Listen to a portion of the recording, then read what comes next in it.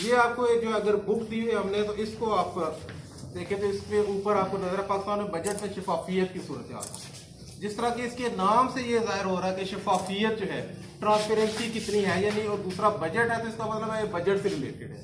इसमें ऐसा किया हमने कि इससे पहले हम सूबाई जो बजट है उनके ऊपर तो पहले से भी काम कर रहे थे, फेडरल बजट के। इसके बाद इस बार हमने ये किया कि थोड़ा सा इस तरीके को मजीद बढ़ाते हुए ताकि वो आवाज़ लोगों तक बेहतर पहुंच सके और वो मकासद जो इसके पीछे हैं वो सामने आए। इसके लिए हमने ये किया है कि हमने तमाम जो है बजट्स लिए, फेडरल बजट खसूसी तौर पे, और उसके बाद हमने उसमें ये देखने की कोशिश की कि कौन कौन सी चीज़ें अवाम तक रसाई उनकी है और कौन सी चीज़ों की नहीं है, ताकि ये पता चल सके कि बजट जिसको एक पब्लिक डॉक्यूमेंट कहा जाता है, क्योंकि ये अवाम के फंड से पब्लिक फंड होता है, पब्लिक फंड पब्लिक मनी होता है और इसी को पब्लिक के ऊपर यूज होना होता है। बजट आप लोगों के लिए होता है। अमूमन ये होता है जैसे कि हमारा ये है कि ये बजट जब अनाउंस होता है तो आम बंदा ये कहता है, और वाकई काफी हद तक ये था, वो कहता है महंगाई तो बढ़ रही है, हमें इस बजट से कोई फर्क नहीं पड़ता, अनाउंस हुआ है तो तब क्या करना होता है तब। सिर्फ तनख्वाहदार तबका वो ये कहता है कि तनख्वाहदार या पेंशन उसमें कितना इजाफा हुआ है। मतलब ये जनरली कुछ 70-80% पाकिस्तान में ख्याल यही होता है कि सिर्फ पेंशन और तनख्वाहों से ये पता चलना ही, बाकी तो आए रोज महंगाई होती है, इस बजट से हमें क्या फर्क पड़ता है। लेकिन बजट आपकी रकम है, आपके टैक्सेस आपसे ही इकट्ठी करती है गवर्नमेंट, वो कोई बाहर से नहीं आते, वो पैसे आपके होते हैं। जब आप पे लगने हैं तो आपके पास ये हक भी हासिल है कि ये पूछे कि ये पैसे कहाँ पे इस्तेमाल होते हैं। अगर मैं जो है कोई चीज़ जो है वो किसी दूसरे बंदे को दूंगा अपने पैसों से खरीद के, तो मेरे पास ये हक है कि मैं उससे ये पूछूं कि ये आप किस चीज़ के लिए इस्तेमाल भी किए या नहीं किए। इसी तरीके से जब पैसे आपके हैं, बजट आपकी हर किस्म की, आप एक ये पेंसिल है एक मिसाल के तौर पे बाजार से लेने जाते हैं तो ये पेंसिल भी आप जो देते हैं उसमें से भी जीएसटी हासिल कर रहा जाता है। तो जीएसटी ये नजर आता है कि 20 पैसे होगा इस पे या 40 पैसे, लेकिन इसको अगर मल्टीप्लाई करें आप, पाकिस्तान में जो पाकिस्तान की 22 करोड़ की आबादी है और अगर एक बाल पॉइंट एक दिन में खरीदा जाए तो ये मल्टीप्लाई करते जाए तो कितने करोड़ों और अरबों रुपए में बात चली जाती है। तो ये पैसा जब आपका है तो आपके पास ये हक भी है कि आप ये पूछ सके कि इस्तेमाल कहाँ पर किया गया। मैंने अगर 4 रुपए की 5 रुपए की पेंसिल लिया है, 1 रुपया टैक्स लिया गया है, तो 1 रुपया जो टैक्स है वो गवर्नमेंट ने लिया हमसे, दुकानदार के थ्रू से ही हमसे ले लिया है, तो वो इस्तेमाल कहाँ पे हुआ है। हम ये चाहते हैं कि ये जो शफाफियत की सूरत हाल है उसको आप लोगों के सामने लेके आए। उस पर हमने ये सारा तज्जिया करने के बाद ये एक रिपोर्ट बनाई है जिसको जो है वो आपकी खिदमत में हम पेश कर रहे हैं। उसमें जो मैं कुछ चीजें आपको बता दूं तो बाकी ये आपके पास होगी, आप इसको देखें और फिर उसके बाद इसका जो है वो आप भी अपने तौर पे तज्जिया करें। उसमें सबसे पहली चीज तो ये है कि हम ये कहते हैं कि जब ये पब्लिक मनी है, पब्लिक फंड है बजट के सिलसिले में, तो लोगों के पास ये राइट भी है पूछने का। और बजट गवर्नमेंट खुद ये कहती है कि पब्लिक डॉक्यूमेंट है, अवाम देख सकते हैं, कोई सीक्रेट चीज नहीं है। तो फिर बजट बनाते हुए उन लोगों को, उन अवाम के हर तबके में से उनको शामिल क्यों नहीं किया जाता उस बजट के बनाने के अंदर। जब पैसे उनके हैं, इस्तेमाल आपने उन पे करने, तो उनको आप इससे शामिल ना करें, ये उनसे ज्यादती है। तो पहले चीज जो हमें ये नजर आई कि वो तो ये है कि ये पाकिस्तान में जो है बजट के अंदर अवाम को शामिल नहीं किया जाता किसी सतह पर। अब उसको मजीद के ये ट्रांसपेरेंसी अवाम की उन तक रसाई है, यानी उस सिलसिले में हमने एक कानून है जिसमें आप साफी दोस्त भी कुछ इस्तेमाल करते रहते हैं और कुछ जो है इस्तेमाल नहीं करते। आज़ादी और मालूमात का कानून जो है, राइट टू इंफॉर्मेशन एक्ट, तो वो किसी भी महकमे से, सरकारी जो पब्लिक बॉडी है उससे जो है आप मालूमात ले सकते हैं। हमने क्योंकि इसको अभी ये प्रेस कॉन्फ्रेंस और ये प्रोजेक्ट सारा बजट से रिलेटेड है, तो हमने इसको इस पे जो है उसका फोकस इस पे रखा कि बजट से मालूमात मुतल्लिका कौन सी ली गई। तो सीपीडीआई ने ये किया कि जब सीपीडीआई ने ये काम शुरू किया तो उन्होंने तमाम दोस्तों से दरख्वास्त की वो अपने अपने अजला में, अपने इलाकों में जो है, अपने प्रोविंसी से और फेडरल से, मुख्तलिफ महकमों से ये हमें पता करके दें कि बजट में क्या चीजें लगी हैं, कितनी इंफॉर्मेशन उनके पास वो मिलती है, कितनी नहीं मिलती, बजट में रकम कितनी थी उन महकमों के पास, कितने प्रोजेक्ट से कितने उन्होंने इस्तेमाल किए, कितने बचे, मतलब बजट से मतलब जितनी मालूमात थी उसके लिए राइट टू इंफॉर्मेशन कानून का इस्तेमाल करने की कोशिश की गई। तो उसका नतीजा जो है वो चीजें हम आगे डिस्कस करेंगे कि वो कितने महकमों ने जवाब दिया। उसका सबसे ज्यादा मुतल्लिका तो बजट से फिनांस मिनिस्ट्री होती है, जो वजारत खजाना होती है, तो वो उसने क्या जवाब दिया। जो बाकी महकमों को भी अपना डिपार्टमेंट होता है फिनांस का, जैसे हर महकमे में फिनांस तो इन्वॉल्व होता है, जैसे हेल्थ है, एजुकेशन है, रेलवेज है, हर महकमे में फिनांस का डिपार्टमेंट तो मौजूद होता है। उन्होंने अपने महकमे के हद तक जो पब्लिक मनी थी उसको कैसे इस्तेमाल किया, इसके सिलसिले में हमने कुछ मालूमात हासिल करने की कोशिश की। ये जो हमने बुक बनाई, इसके फिर इसी तरीके से 2 हिस्से हमने किए। एक तो वो जिसमें हमने आज़ादी मालूमात के सिलसिले में बजट के लिए मालूमात लेने की कोशिश की, कुछ हमें मिली या नहीं मिली वो हमने बताया, और दूसरा हिस्सा जो है वो फिर उसकी शफाफियत से इस रिलेशन से है कि उसमें सूबाई हुकूमतों और मरकज ने क्या क्या किरदार अदा किया हुआ है और किस हद तक वो अवाम की रसाई में है। अब आते हैं उसमें जो आज़ादी मालूमात के सिलसिले में, वो मैं पहले ही जो है वो कह चुका हूँ, कुछ दोस्त इसको इस्तेमाल करते हैं, बहुत सारे दोस्तों को पता है, कुछ को आगाही है कुछ को नहीं है, और इस्तेमाल करने के सिलसिले में ऐसे कि दरख्वास्त जब महकमे को लिखनी पड़ती है कि जी मुझे फलां मालूमात चाहिए, तो हम सहाफ़ी दोस्त हम तो क्योंकि आजकल वो इस कोशिश में होता है कि खबर हमें जल्द से जल्द मिले, तो सब ये कोशिश करते हैं कि इतनी जल्दी खबर मिल रही है तो दरख्वास्त का जवाब तो 10 दिन बाद आएगा, 20 दिन बाद आएगा, तो फिर हम उस चीज़ को छोड़ देते हैं। हम उसकी बजाय अपने सोर्सेज से कोशिश करते हैं कि जी उस महकमे से अगर कोई मालूमात मिल सकती है बराह अपने सोर्स से तो हम ले लेते हैं, नहीं मिलती तो हम उसको छोड़ के किसी और स्टोरी की तरफ चल पड़ते हैं। तो उसकी बजाय अगर आप आज़ादी मालूमात के इस कानून को इस्तेमाल करें तो मैं आपको बताऊंगा कि आप अपनी स्टोरीज में जो है ये आपको बहुत फ़ायदा मिलेगा और आप बड़ी एक्सक्लूसिव किस्म की अपनी स्टोरीज बना सकेंगे। उसमें एक मिसाल आपको ये देता हूँ कि अगर आपके ये MC हाई स्कूल मुझे बताया गया सड़क का नाम, तो अगर ये म्यूनसिपल कॉर्पोरेशन का स्कूल है तो इसी की एक मिसाल ले लेते हैं कि आपने इसमें ये पता करना था कि इसमें इस साल के लिए कितने बजट रखे गए, इस साल के बजट में इसको मजीद उन्होंने बढ़ाना है, हाई था अगर तो हायर बनाना है, यानी टीचर की वैकेंसीज अगर 30 थी तो आप उसको 40 करना, यानी इसी तरीके से फैसिलिटीज जो है बच्चों के लिए उसको बढ़ाने के लिए कोई फंड रखे, यानी तो ये मालूमात अगर आप स्कूल में जाएंगे तो हो सकता है स्कूल के अपने पास तो मौजूद भी ना हो, तो ये मालूमात आपको मुतलका जाना पड़ेगा जिले महकमे के पास, EDO एजुकेशन जो आप CEO एजुकेशन अथॉरिटी के पास। अगर आप ये जहमत करेंगे वहां तक जाकर तो आपको वहां से ये पता चल जाएगा कि साल इसमें लोकेशन है या अगर आपको मुतलका महकमा जो है वो इनकार करता है ये मालूमात देने से कि जी ये आपको नहीं दी जा सकती, हमने रखे हुए बस कुछ ना कुछ रखे, फंड लग जाएंगे स्कूल में जब लगेंगे नजर आए, अगर इस तरह की कोई बात होती है तो आप उस कानून को जो आपको बता रहे हैं आज़ादी मालूमात का, तो आप इसके थ्रू जो है वो महकमे को दरख्वास्त दे सकते हैं कि जी मुझे ये चाहिए और इस कानून में आपने पाबंद है कि मुझे ये मालूमात दें। मैं शहरी के तौर पे, बतौर सहाफ़ी भी नहीं, मैं एक शहरी के तौर पे, आम शहरी के तौर पे आपसे पूछना चाह रहा हूँ कि ये पैसे आपने कुछ रखे हैं या नहीं, तो वो आपको बताने के पाबंद है। उसके लिए दिन भी मुकर्रर है, सूबों ने भी अपने बनाए कानून, वफाक ने भी अपना बनाया हुआ है। अगर उसके अंदर वो नहीं आपको बताते, उसकी अपील भी आप कर सकते हैं। पंजाब में जो है, पंजाब का इंफॉर्मेशन कमीशन लाहौर में है, उसका भी जो है वो सादा कागज पे दरख्वास्त देनी है, कोई फीस नहीं है इसकी। आपने अपनी वो फोटो कापी लगानी है जो आपको पहले दरख्वास्त आपने दी तो आपको जवाब नहीं मिला या इनकार कर दिया गया, वो लगानी होती है। और पंजाब इंफॉर्मेशन कमीशन के पास इतनी ज्यादा अथॉरिटी है कि एक अदालत के तौर पर वो किसी भी ब्यूरोक्रेट को, और ऐसा हो चुका है, सेक्रेटरीज की उन्होंने डिपार्टमेंटल सेक्रेटरीज की तनख्वाहें रोकी हैं। तनख्वाह रोकने के अलावा कैद बामुशक्कत देने का इख्तियार भी उनके पास मौजूद है। तो उसमें पंजाब में तो एक मसला आया था कुछ अर्सा पहले, तो पंजाब में गवर्नर हाउस ने इनकार किया था कि गवर्नर हाउस जो है वो एग्जेम्प्टेड है इंफॉर्मेशन के कानून के तहत, जिससे मालूमात नहीं ली जा सकती। और जबकि गवर्नर ही उस वक्त अपीलेट बॉडी था जिस पे अपील की जा सकती। तो उस वक्त CPDI ने काफी कोशिश की, और CPDI के बाद में जो है मुख्तार साहब इसके एग्जीक्यूटिव डायरेक्टर है, ये पंजाब के इंफॉर्मेशन कमिश्नर भी रहे, 3 इंफॉर्मेशन कमिश्नर में से एक वो थे। तो उन्होंने इसको काफी जो है वो दूर तक फाइट की इसके ऊपर, और आखिरकार गवर्नर हाउस ने एडमिट किया कि गवर्नर हाउस भी पब्लिक बॉडीज में शामिल है, लोगों के पैसे गवर्नर हाउस में भी लगते हैं, तो गवर्नर हाउस भी पाबंद है कि वो अपने खराजात दे। और उस वक्त ऐसा हुआ था जो सेक्रेटरी गवर्नर हाउस के थे उन्होंने रिफ्यूज किया था, तो उनकी 2 महीने की तनख्वाह जब्त की गई थी इंफॉर्मेशन कमीशन ने। तो ये उसकी अथॉरिटी है, आपको बताना चाह रहा हूँ कि वो मौजूद है, लेकिन ये है कि उसकी आगाही देने के लिए वो आप लोग जो है सबसे बड़ा जरिया है। आप लोगों को अगर खुद मतलब उसमें मजीद मालूमात की जरूरत है, आप CPDI से रब्ता कर सकते हैं। CPDI जो है इसकी वेबसाइट भी मौजूद है, ये इसके ऊपर भी लिखी है, फेसबुक का पेज भी है, ट्विटर पे भी है, सोशल मीडिया पे भी एक्टिव है। तो आप इस तरह की कोई भी अगर आप मालूमात आपको चाहिए कि ये मैं कैसे फाइल करूं, किसको दरख्वास्त देनी है, कैसे इसके मालूमात मिल सकती हैं, तो आप CPDI से रब्ता कर सकते हैं। एक हेल्पलाइन नंबर भी CPDI का टोल फ्री, वहां पे भी आप कॉल करके पूछ सकते हैं। तो ये मालूमात भी आपको मिलेंगी, और अगर मुतलका महकमा जो है वो आपको कोई जवाब नहीं देता तो उसको सजा, जैसे आपको मैं लगता है कि 2 महीने सजा जो है वो सेक्रेटरी साहब को पहले हुई थी, फिर वो 2 महीने की सजा को खत्म करके 2 महीने की उनकी तनख्वाह जब्त की गई थी। और ये तो आप सारे साफी तौर से जानते हैं कि जब किसी के सरकारी ऑफिसर को इस तरह की कोई सजा मिलती है तो उसकी सर्विस बुक पे शामिल हो जाती है। तो इसका मतलब है कि उनकी फर्दर अगर प्रमोशन होनी थी तो वो भी उसमें ये चीज आ गई होगी। तो इसलिए अगर हम इस कानून को इस्तेमाल करेंगे तो हमारे पास जो है सिर्फ बजट नहीं, किसी भी जो है सरकारी पब्लिक बॉडी जो है जो आवाम के फंड से चलती है तो उसको हम हासिल कर सकेंगे। अब आते हैं बजट से मुतल्लिका चीज़ों के मुतल्लिक आज़ादी मालूमात के कानून का तो हमने डिस्कशन कर लिया। अब बजट के सिलसिले में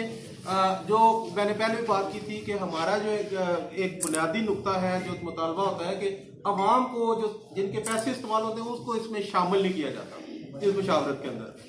आप हमें पता नहीं होता, बजट जो है वो मार्च अप्रैल में जब बनना शुरू हो जाता है मुख्तलिफ महकमों का, डिपार्टमेंट्स का, सूबाई सतह पर भी, वफाकी सतह पर, तो होता यह है कि बस एक तारीख पता चल जाती है कि जी जून 30 जून से पहले बजट किसी दिन अनाउंस उन्होंने करना होता है। तो जी पता चल जाता है कि आज दिन को जो है वो 10 जून 11 जून को जी बजट अनाउंस हो रहा है, वफाकी वजीर खजाना या मामले खसूसी बजट का ऐलान करेंगे। पब्लिक को उस वक्त पता चलता है जब वो अनाउंस कर चुके होते हैं, जब वो तकरीर कर रहे होते हैं। तो हम ये कहते हैं कि जब वो पैसा पब्लिक का है, पब्लिक के ऊपर इस्तेमाल भी होना है, तो उस मुशावरत में अवाम को क्यों ना शामिल किया जाए। जैसे आपकी अगर 4 सड़कें बननी है तो आपसे ज्यादा बेहतर तो कोई नहीं जानता कि ब्यूरोक्रेट कहीं इस्लामाबाद में या कहीं पे लाहौर कराची बैठा वो नहीं जानता, तो उसको अटक के लोगों को इन 4 सड़कों की जरूरत है। ये तो आपको ज्यादा बेहतर पता है, जो अगर मकामी है तो उनको सड़कों की जरूरत है, यहाँ पे स्कूल की जरूरत है, हेल्थ के सिलसिले में कोई फैसिलिटी की जरूरत है। तो हम ये कहते हैं कि इस तरह की कोई, जिस तरह के आज आप दोस्त बैठे हुए, इस तरह की मीटिंग का इनेकाद करे कोई हुकूमत जिले सतह पर, तहसील की सतह पर, जैसे उनके लिए मुमकिन हो, उसमें ये बजट के लिए तजावीज़ मांगी जाए लोगों से। और जाहिर है हर किसी की, मेरी अगर ख्वाहिश होगी कि मेरी जो 10 सड़कें अगर जाती हैं तो 10 की 10 बन जाए, तो शायद वसाइल में मुमकिन ना हो, लेकिन मेरी बात तो सुनी जाए कि 10 सड़कें तो हुकूमत कहे कि जी ठीक है 4 हम इस साल बना सकते हैं, 4 अगले साल बनाएंगे, इस तरह से। लेकिन जब मेरी बात भी सुनी जाएगी तो हो सकता है जो ब्यूरोक्रेट यहाँ का ना हो, अगर उसको कहा जाए बजट बनाने का, तो वो क्योंकि इस इलाके का नहीं होगा, तो उसको जो 10 की बजाय जो उसके साथ क्लोज लोग होंगे या जो उसको सरसरी पता होगा, वो 10 की बजाय 4 सड़कों के लिए वो कह देगा, और हो सकता है वो 4 गैर जरूरी हो, जो 6 जरूरी हो रह जाए, क्योंकि ना वो खुद मुकामी है, ना उन्होंने लोगों से मुशावरत की हुई है कि उन्हें इस चीज का आइडिया को क्या चीज जरूरी थी। तो पहला मुतालबा, और ये हमारी कोशिश होती है कि हुकूमत इस सतह तक, मैं चाहूँ कि मुझे पता चले कि जेल में इस बार उन्होंने आबादी के हिसाब से तालीम पे, सेहत पे कितना पैसा खर्च किया, तो मेरे लिए बड़ी मुश्किल है उन बजट की सारी किताबों को खंगाल के उसके कंप्यूटर पे अगर मौजूद है तो वो आपको पता है कि वो फॉर्म यही है, इसको उन्होंने कंप्यूटर के ऊपर चढ़ा दिया है बस, तो वहां पे भी इसको रीड करना उतना ही मुश्किल है जितना कि इसको जो है वो यहाँ पे हार्ड कॉपी की शक्ल में पढ़ना। तो ये एक तलबा है कि वो ऐसा आम फहम हो कि आम बंदा जब भी वो उस तक एक्सेस करे, पहुंच करे, पहले तो बजट तक पहुंच दी जाए, अगर वो पहुंच करे तो उसको बड़ी आसानी से पढ़ सके, समझ सके। तो ये बुनियादी जो बातें थी इस किताब के मतलब, ये सारी मैंने आपको ये बताई हैं कि हमने इन सारी जो चीज़ों पे काम किया और फिर ये बनाया। ये एक CPTI जिस ऑर्गेनाइजेशन का मैं रिप्रेजेंट कर रहा हूँ, एक बजट स्टडी सेंटर है जो इसको आपको यहाँ पे नजर आएगा। तो मैं बजट स्टडी सेंटर का कोऑर्डिनेटर हूँ। हमारा काम ही यही है कि हमारे पास जब बजट आएगा तो हम उसको पहले तो आसान फाम ज़बान में हम अपने लिए करने के लिए, उसके बाद तज्जिए पर आते हैं। हमारे पास वही बजट जो हुकूमत ने दिया, हमने बड़ी मेहनत करके उसके ऊपर एनालिसिस किया और सारी चीजें हमारे पास मौजूद होती है, अभी भी डाटा वो मौजूद होता है, मेरे पास लैपटॉप में मुकम्मल पड़ती है। तो आप लोगों के लिए अगर ये मुश्किल है, इसको समझना मुश्किल बना देते हैं वो, तो फिर आम आदमी जिसके पास इतनी अवेयरनेस नहीं, उसके लिए तो बहुत मुश्किल है। तो हम ये एक मुतालबा ये भी है कि इसको आसान ज़बान में ऐसा किया जाए, एक रसाई दी जाए मौका, और फिर ये जो है वो इतना ईजी और एक्सेसिबल हो कि वो आम बंदा भी उसको समझ सके। अब इस पे कुछ जो है फैक्ट्स फिगर्स भी हैं कि कितनी हमने दरख्वास्तें पेश की, कहाँ क्या चीजें हैं, वो उसके लिए जो है वो, और फिर उसके बाद इस सारे जो है जो मैं आपको बात बता रहा हूँ, इन पे हमने कुछ चीजें, कुछ सिफारिशात मुरतब की हैं। अब सिफारिशात जो है वो हमने इस एनालिसिस का तजिया करके की है।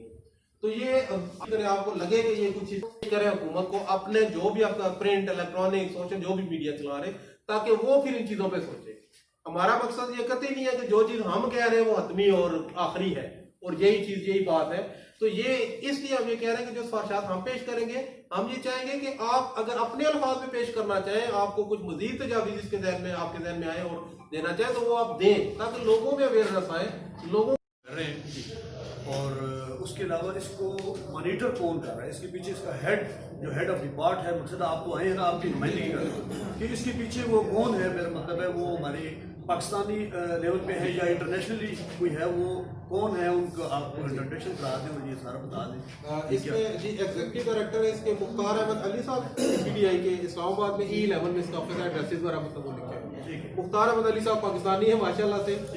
और उनका जो एक मास्टर है, डबल मास्टर, एक मास्टर उनका जो है वो यूके से है, और बड़े वेल नोन इसलिए है, अब बताऊँ तो पंजाब इंफॉर्मेशन कमिश्नर भी रह चुके हैं सिविल सोसाइटी में। जब ये इसकी कंपेन पे ये CPDI का सबसे बड़ा जो हम इसको क्लेम करते हैं कि हमने वो इतने लेटर्स लिखे हैं हुकूमत पंजाब को, शहबाज शरीफ साहब के दौरे हुकूमत में, कि अवाम को जानने के लिए कुछ हक दे और फिर उसके लिए कोई इन्फॉर्मेशन कमीशन बनाए। तो मुख्तार साहब उस वक्त रिप्रेजेंट सिविल सोसाइटी को कर रहे थे, तो इनको उन्होंने इंफॉर्मेशन कमिश्नर बनाया। जब इनको इंफॉर्मेशन कमिश्नर बनाया तो अखलाकी तौर पर इन्होंने इस ऑर्गेनाइजेशन को, कि ये उनके काम कर रही थी उनके साथ, उन्होंने इसको जो है वो छोड़कर वहाँ पे वो ओहदा लिया, और इसके लिए वहाँ पे फिर आमिर इजाज साहब इस दरमियान हमारे एग्जीक्यूटिव डायरेक्टर हुए। तो ये जो है 2013 में पंजाब इंफॉर्मेशन कमीशन जब सेट हुई, तो 4 साल की इसकी मुद्दत थी। तो ये यूएसएड के पाकिस्तान में जो है वो चीफ ऑफ पार्टी भी रहे मुख्तार साहब। मुख्तार अहमद अली आप जो है वो सर्च करेंगे तो आपको नेट में उनके सारा डेटा। अच्छा सर, मैं जी एक मिनट मैं आप दे रहा हूँ, तो मैं इनके सवाल को जवाब। 1988 से जो है वो CPDI ने जो है वो कुछ चीज़ों पे काम शुरू किया मुख्तार साहब की जो है वो सरकर्दगी में। तो फिर इन्होंने आकर जो है वो उसको बाकायदा रजिस्टर करवाया, इसके बोर्ड ऑफ डायरेक्टर्स मौजूद थे, और मुख्तार साहब जब इंफॉर्मेशन कमिश्नर बने तो इस दरमियान फिर सीनियर प्रोग्राम मैनेजर थे आमिर इजाज भट्ट साहब। तो आमिर इजाज साहब ने इसको टेक ओवर किया और फिर उन्होंने एज एग्जीक्यूटिव डायरेक्टर चलाया। इस वक्त वो मैं इससे रिलेटेड हूँ जिसने ये बुक इशू किया, बजट स्टडी सेंटर। तो बजट स्टडी सेंटर जो है इसके डायरेक्टर हैं इस वक्त आमिर साहब, और मुख्तार साहब दोनों ही पाकिस्तानी है इंशाल्लाह। और बजट पर जो ये काम है, ये नेट जो है ये नेशनल एंडोमेंट फॉर डेमोक्रेसी है, आपको लोगो नजर आ रहा होगा सकते हैं। तो ये अमेरिका की NGO है जिसका ये प्रोग्राम था वर्ल्ड वाइड, उसमें पाकिस्तान को शामिल किया। ये तकरीबन 2002 से पाकिस्तान में है, तो इसके अजला वो पाकिस्तान में बढ़ाते चले गए जिन पे रिसर्च और एडवोकेसी के काम थे। तो इस वक्त 110 अजला है पाकिस्तान से, पंजाब के सारे जिले में शामिल हैं। तो वो इस पे जो है 2002 से ये प्रोजेक्ट चल रहा है। CNPA एक आपको नजर आ रहा होगा, ये दूसरे नंबर पे लोगो, ये वो नेटवर्क है, ये खुद कोई चीज नहीं है, ये citizen network for budget accountability है, जिसमें पंजाब के सारे पार्टनर्स इकट्ठे हैं। तो जो ऑर्गेनाइजेशन करवा रही है, ये राजा नौबहार साहब तशरीफ रखते हैं, सिटीजन रिलेशन ग्रुप, हमारे यहाँ पे पार्टनर ये है। तो अटक में जब भी हमें इस प्रोजेक्ट से रिलेटेड, बजट से रिलेटेड कुछ चीजें चाहिए होती है, तो फिर हम इनसे दरख्वास्त करते हैं, नदीम रजा साहब दूसरे से ताउन करते हैं, तो हम अटक की मालूमात, मतलब हमारे पास मालूमात वहां से हम लेने की बजाय मकामी सतह पर जो तस्लीम शुदा जो ऑथेंटिक चीजें होती हैं वो आती हैं। तो यहाँ पे हमारे पार्टनर ये CRG ग्रुप है, ये ऑर्गेनाइज करते हैं। तो CPDI की तमाम मालूमात जो पब्लिक हैं, ये आप वेबसाइट में चेक कर सकते हैं, आप आना चाहे आप वहाँ पे ऑफिस में तशरीफ लाएं। और मुख्तार साहब जो है बड़े खुश इखलाक आदमी है, और वो आपको मतलब इवन के वो एक ऐसे आदमी कि मैं कई बार हंसता हूँ कि कोई बंदा उनसे अगर पूछे ना कि जी आपकी कितनी है एनुअल बजट, वो कहते हैं कि बजट जब मैंने ये दिया हुआ है, मैंने रजिस्टर करवाने के लिए हर साल मैं देता हूँ, तो वो यहाँ पे आपको भी दे सकता हूँ। और वो सारी मालूमात देते हैं, मतलब वो बड़े आम से एक आम कराने से वो आए हुए, तो वो किसी किसी को मालूमात खुफिया रखने के खुद भी कायल नहीं है। इसीलिए सबसे बड़े अब वो जो ना राइट इन्फॉर्मेशन के लिए वो उनका सबसे बड़ा ख्वाब है कि पाकिस्तान में ये लोगों तक मालूमात की जो है। आप तो क्वेश्चन था कुछ? अच्छा सर, मैं एक प्राइवेट एजुकेशन इंस्टीट्यूट के हवाले से मैंने एक लेटर लिखा CEO को, टीचर कॉलेज को, उसके हरासमेंट, एम्बेरसमेंट, फीसों का हड़प कर जाना और बहुत सारे एप्लीकेशन थे। आज 1 महीना हो गया, अभी तक कोई रिस्पांस नहीं मिला, तो मैं उसको आगे कैसे प्रोसीड करूँ? आपने वो जो दरख्वास्त दी थी ना, वो आपने एक मतलब उसमें आपने किसी कानून का हवाला दिया था, राइट टू इन्फॉर्मेशन। आपके पास उसकी फोटोकॉपी, फोटोकॉपी है मेरे पास, रिसीप्ट, आप उसकी कॉपी और जो आपने रसीद जो भिजवाई थी, आप वो दोनों एक ही सादा कागज पर एक और दरख्वास्त लिखनी है। ठीक है, सादा ही कागज पर आपने लिखनी है पंजाब इंफॉर्मेशन कमीशन या चीफ इंफॉर्मेशन कमिश्नर पंजाब के नाम पर। उसका एड्रेस उनकी वेबसाइट के ऊपर भी आप मुझसे भी ले लीजिएगा, आप अभी ऑनलाइन ही जो है वो आपको मिल जाएगा वहाँ पे। उनके नाम आपने लिखनी है, आपने ये उनको फोटोकॉपी उनको भिजवा देना। उसमें आपने ये वाला देना है कि मैंने पंजाब राइट इन्फॉर्मेशन एक्ट इसके तहत इस डिपार्टमेंट से ये चीज मांगी थी, साथ उसकी कॉपी मौजूद है, ये मुझे जवाब लिखना है। आपने इतना लिखना है, अब वो जाने और महकमा प्राइवेट कॉलेज है, प्राइवेट, लेकिन वो इंस्टीट्यूशन को रेगुलेट तो गवर्नमेंट का इदारा जो करता है, इन्होंने गवर्नमेंट के इदारे को दिया, ये गवर्नमेंट के इदारे से पूछेंगे, जवाब दे वो फिर करेंगे। अच्छा सर, शायद आकाश साहब मुझे इदारे पे आप फरमा दें। बिस्मिल्लाहिर्रहमानिर्रहीम। सबसे पहले तो मैं आप लोगों का शुक्रिया अदा करता हूं कि आपने अटक के मीडिया पर्सन लोगों